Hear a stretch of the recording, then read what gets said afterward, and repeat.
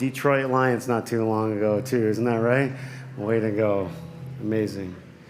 The team put together a program for you, and they wanted to focus on joy, the joy of Christmas. And so they asked me if I could just share a short message about joy. And I started thinking about it, and I was thinking about, every time I do a wedding, a lot of the times when I do a wedding, I share this little acronym with the couple.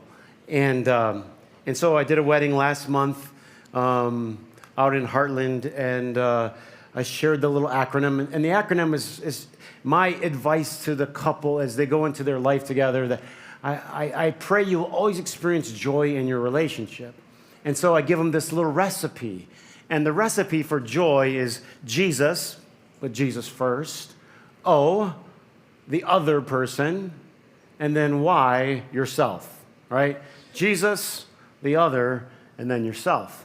And, and usually it goes over okay. I mean, people listen to it. And at the end, one of the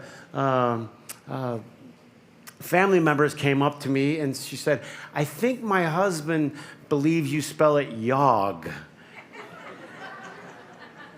Said he's for sure that he has to go first, and then, everything else kind of falls in line. And I said, I get that, because human nature is, if you're going to be happy in life, you got to think about yourself more, And I got to thinking about it, and I remember the words, John 15, Jesus says this. He says, I want my joy to be in you, so that your joy can be full. And I got to thinking about it, and I thought, why is it that so many people are unhappy? There's just a lot of really, really unhappy people. I mean, the spectrum from just plain angry, they're just waiting for you to do something wrong. Anybody notice this, like driving on the roads lately? Like, man, like if you aren't on it, like you got to be revving your car, waiting for that light. You got to be ready. One foot's got to be on the gas and the brakes, so you can literally just the instant that it jumped. You got to be watching the light on the other side, right? So that when it turns, you got to turn some rubber. Anybody notice this? Have you ever just been like maybe noticing a bird or something, and then wham, they hit you? And I get there's a nice beep. Everybody knows the nice beep, like, hey, bro. It is green at this time. We all want to get about our lives. There's that. You've gotten that beep before, but the beep I'm talking about.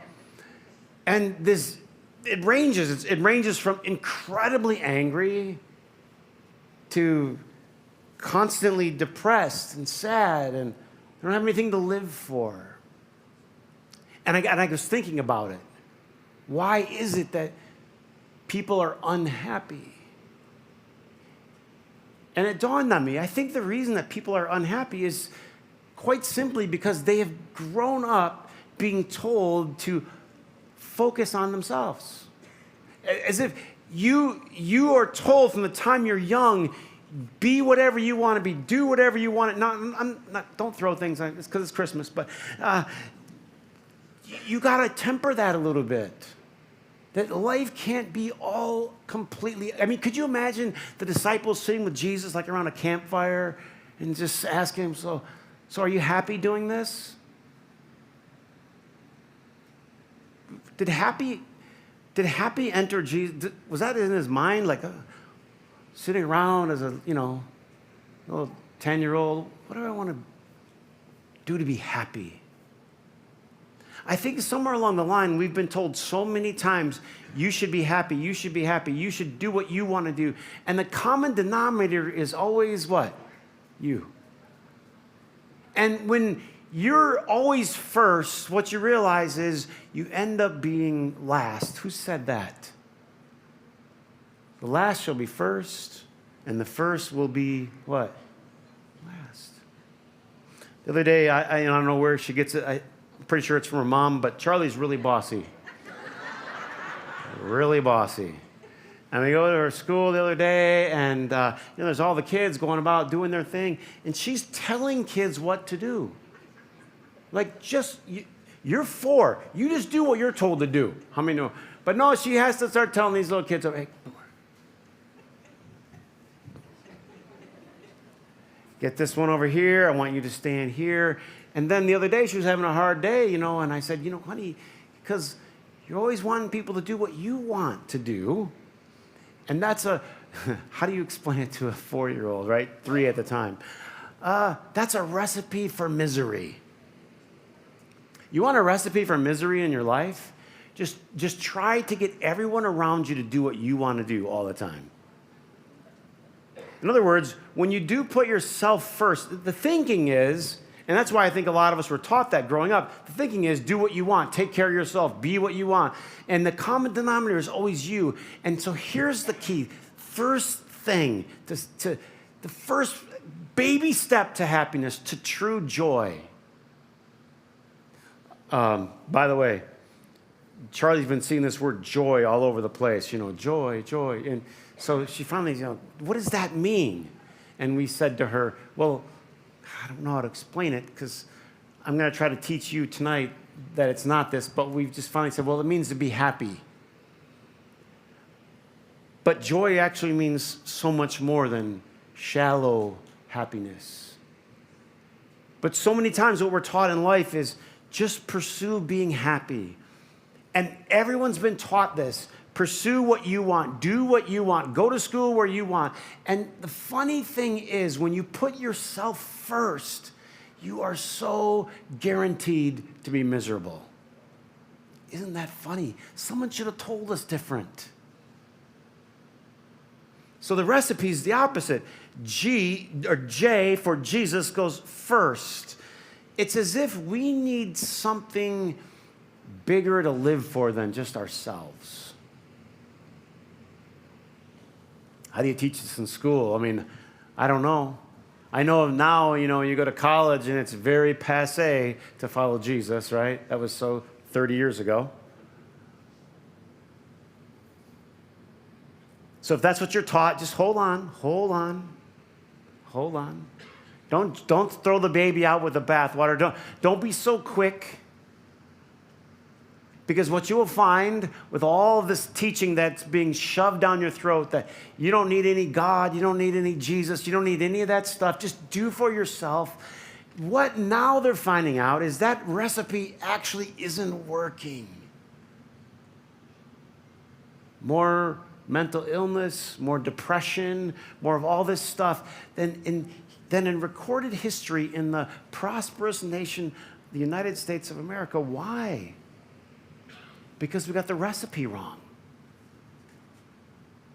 Jesus said, seek first the kingdom of God, or worship, or put God first in your life.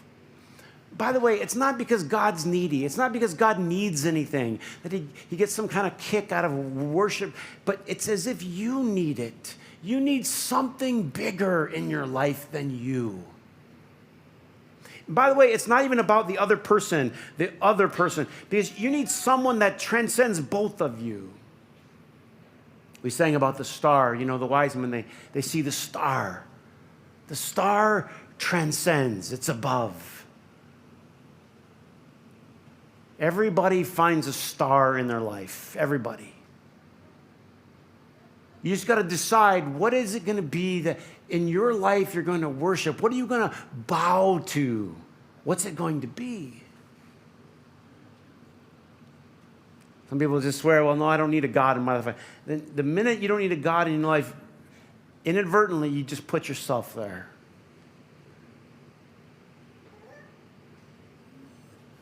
The beauty of the Christmas scene is when the Magi, they kneel before this baby and they offer their gifts.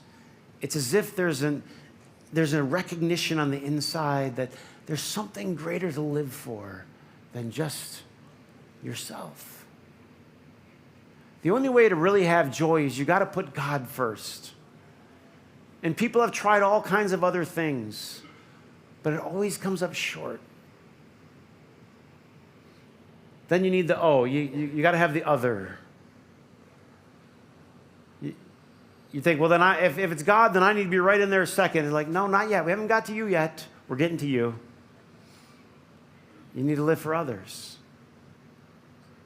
So, man, I got to start thinking about myself soon. Listen, you'll be surprised. You would be surprised how much happiness, joy comes to a person when they get this recipe right.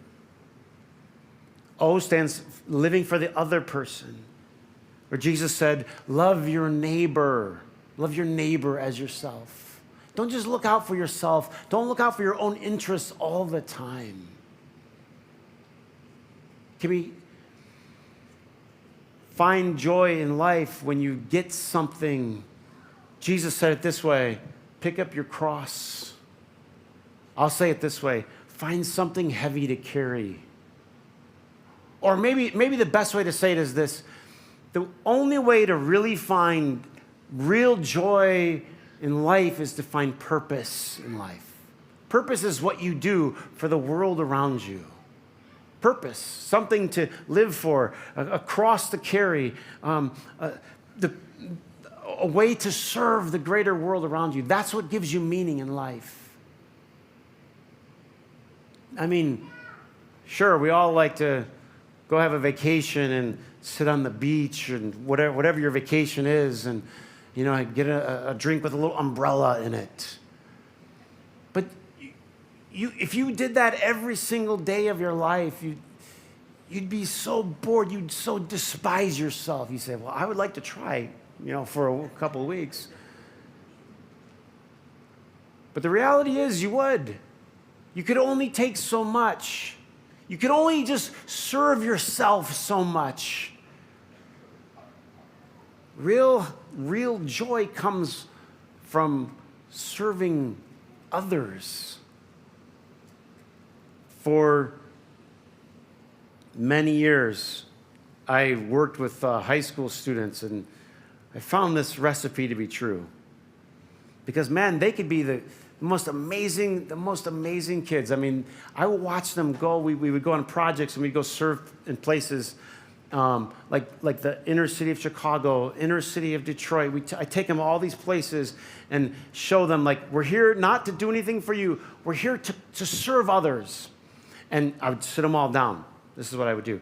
I'd sit them all down, like we had a little lobby in the church like that, and I'd sit them all down. I get the parents. I said, you stand in the back. I want witnesses. Look up here. It's true. This is true. Look here, right here. This is not a Cedar Point trip. I always started with that. I don't care if you have any fun. I don't care at all. Mom and Dad their eyes getting big. I said, I'm not doing this trip for you. I'm not doing it for you to have any fun. Don't come and complain to me ever that you aren't having fun. So I tell them. Now, I've done this for years, so I already know how it's going to go. Big eyes, all that. Then I get on the bus. No, get on the bus. No, we're here to work, and you serve, and you focus. You know what happened every single time? Every single time? Now, we'd go on nice trips, too. We'd go on nice trips. We'd go skiing in Cedar Point, and we'd find, like, a cool hotel and all that, and then all the drama would happen. You know how it goes, high school. You know what happened on this trip? We'd sleep on a gym floor. Guys would sleep way up in a crummy room in the upstairs of the church, down on the gym floor in the bottom. I'd hear them in the middle of the night singing, laughing, playing games, having the time of their life by not what? Thinking about themselves, but what? Thinking about other people. You want to find happiness in life? Jesus said, take my joy. What was Jesus doing? Like, guys, we really need to have a guys' getaway. Don't they have any courses up here? I mean, come on, guys. We're like, can't we have a little guys? But no, it was this mission to serve, to seek, and to save that which was lost. And then you think about yourself. It's not that you don't ever think about yourself, of course. But if you could get that recipe right,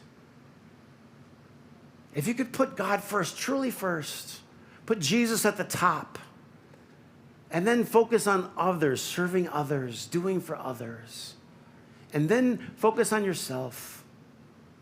I can't tell you how many self-help articles I've seen. They keep coming on my screen. This is good for you. This is good for you. This is good for you. I went to see my grandma. She's 99. I went to see her this week for Christmas. Grandma, how are you? Good. Heard you got COVID. That's what they told me. That's what she said. That's what they told me. That's it. Anything else, Grandma? Nope. She goes, I didn't know it. How many know what generation I'm talking about? I guess that's just what comes. This is what comes. I don't think my grandma grew up on self-help articles. My grandma just grew up on a farm where you just worked, you went to church, you put God first, you served others, and joy just sort of bites you in the rear end. You want how to have joy in your life? The first thing you have to do is stop chasing it. You got to stop chasing it. Just got to reorient your life. What a great day to do it, right?